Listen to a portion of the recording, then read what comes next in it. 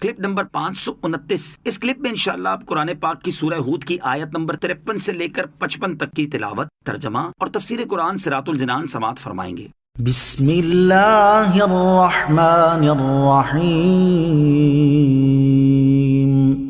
ترجمہ، اللہ کے نام سے شروع جو نہایت مہربان رحمت والا ہے۔ قالوا یا ہود ما جئتنا ببینۃ وما نحن بتارکی آلہتنا عن قولک وما نحن بتارکی آلہتنا عن قولک وما نحن لک بمؤمنین۔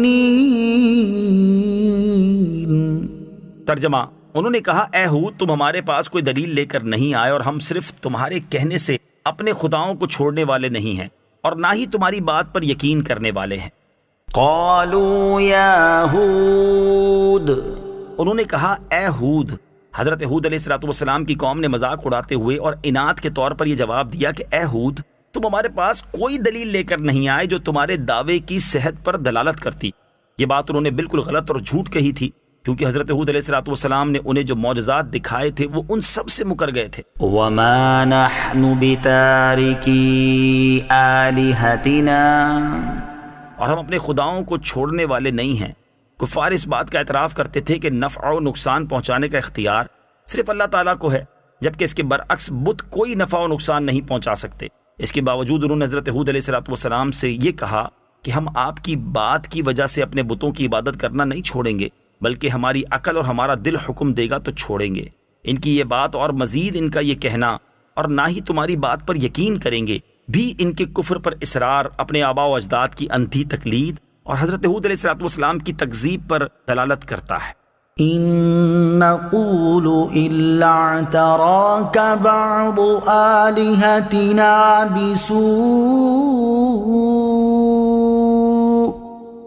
قال انی اشهد الله واشهدوا انی بریء مما تشركون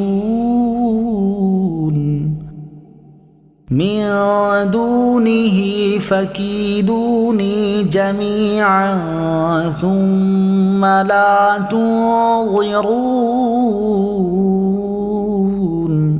ترجمہ، ہم تو صرف یہ کہتے ہیں کہ ہمارے کسی معبود نے تم پر کوئی برائی پہنچا دی ہے۔ ہود نے فرمایا میں اللہ کو گواہ بناتا ہوں اور تم سب بھی گواہ ہو جاؤ کہ میں ان سب سے بیزار ہوں جنہیں تم اللہ کے سوا اس کا شریک ٹھہراتے ہو۔ تم سب مل کر میرے اوپر داؤ چلاؤ، پھر مجھے مہلت نہ دو۔ ان نقول، ہم تو صرف یہ کہتے ہیں۔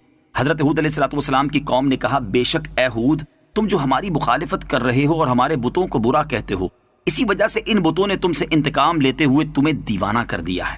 اس سے ان کی مراد یہ ہے کہ اب جو کچھ کہتے ہو یہ سب دیوانگی کی باتیں ہیں، معاذ اللہ۔ حضرت ہود علیہ السلام نے انہیں جواب دیا میں اللہ تعالیٰ کو گواہ بناتا ہوں اور تم سب بھی میری اس بات پر گواہ ہو جاؤ کہ میں ان سب بتوں سے بیزار ہوں جنہیں تم اللہ عز و جل کا شریک ٹھہراتے ہو اور ان کی عبادت کرتے ہو۔ فَكِيدُونِي جَمِيعًا، تم سب مل کر میرے اوپر داؤ چلاؤ، یعنی تم اور وہ بت جنہیں تم معبود سمجھتے ہو سب مل کر مجھے نقصان پہنچانے کی کوشش کرو، پھر مجھے مہلت نہ دو۔ مجھے تمہاری اور تمہارے معبودوں کی اور تمہاری مکاریوں کی کچھ پرواہ نہیں، اور مجھے تمہاری شوکت و قوت سے کچھ اندیشہ نہیں، کیونکہ جنہیں تم معبود کہتے ہو وہ جمادات اور بے جان ہیں، نہ کسی کو نفع پہنچا سکتے ہیں نہ نقصان۔ ان کی کیا حقیقت کہ وہ مجھے دیوانہ کر سکیں۔